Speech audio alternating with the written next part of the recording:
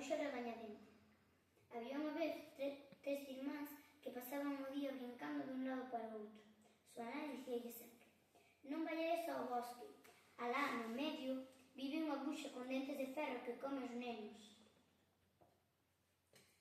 Un día o irmán grande dixo: imos ao bosque, eu non lles teño medo ás bruxas.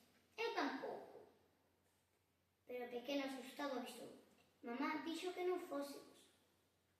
Non sedes cagainas, burlouse o irmán grande. E agora marcharon os tres. Dende o alto da árbore viu a luz dunha casa ao lonxe o irmán pequeno. Baixou a presa e dixo isto aos seus irmáns: esta debe ser a casa da bruxa. Que vai ser? Ainda falta moito para chegarmos ao medio do bosque. Imos.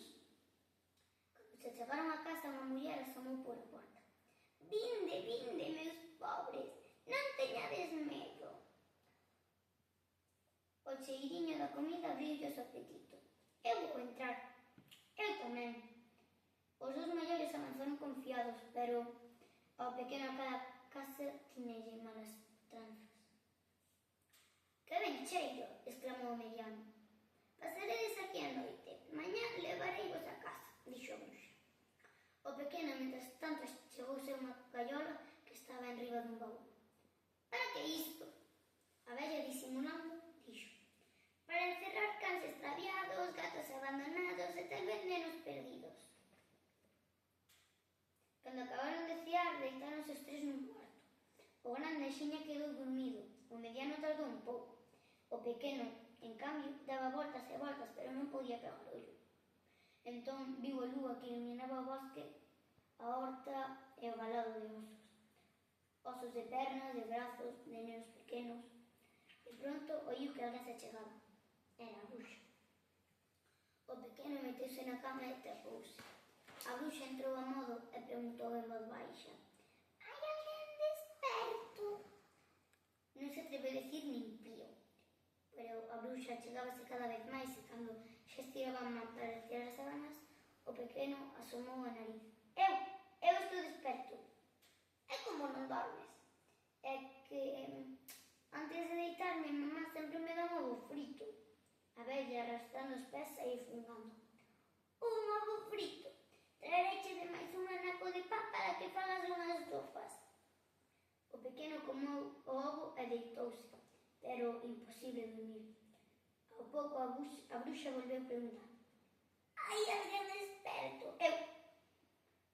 É que polas noites mamá tamén me dá figos pasos e a vella rosmando foi buscar. O pequeno tremía co medo e outra vez apareceu a bruxa.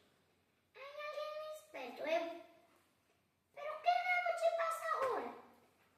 É que miña nai sempre me trae agua do pozo nunha peneira e despois de beber duro unha xiña. A vella, botando pestes, deu media volta. Cando se dobrou para coller a peneira, caeulle unha pastilla de xabón. Os meus obxetos máxicos! Exclamou. Será mellor que os garde. Deixou o xabón, un peite e un coitelo e foi buscarlo. En canto o pequeno oíu a vella sair, gritoulles aos seus irmáns: despertade, esta é a casa da bruxa. Os irmáns abriron os ollos sobresaltados, pero antes de sair correndo, o pequeno dixo: a bruxa deixou uns obxetos máxicos na cociña, vamos buscar. A vella seguía no pozo tentando encher a peneira. Cando viu os rapazes fuxindo a luz da lúa, botou a correr detrás deles rebañando os dentes. A bruxa chegábase cada vez máis aos irmáns. Entón o pequeno dixo: tirarei o xabón a ver se o pisa e queda escarranchado. O xabón quedou xusto diante da bruxa e converteuse nunha montaña de espuma. A bruxa picaban os ollos e, cuspindo, bruxas gritou: veredes cando vos pille. A bruxa volvía a chegarse rapidamente. Entón o pequeno lanzoulle o peite, que se lle espete na cabeza. O peite travouse no chan e converteuse nunha túpida ringueleira de árbores. A bruxa abriuse o camiño, cerrando as árbores cos seus dentes de ferro, gritando: veredes cando vos pille. Cando a bruxa estaba a punto de atrapalos, o pequeno lanzoulle o que lle quedaba, o coitelo. Ten medera que lle cortase un pé, dixo. O cotelo foi caer xusto diante da bruxa e abriu unha fenda longa e profunda imposible de saltar. Os nenos non pararon de correr ata que saíron do bosque. E a bruxa, Coa cabeza agacha e arrastrando os pés, foise para a casa e alí quedou, ata que morreu de vella.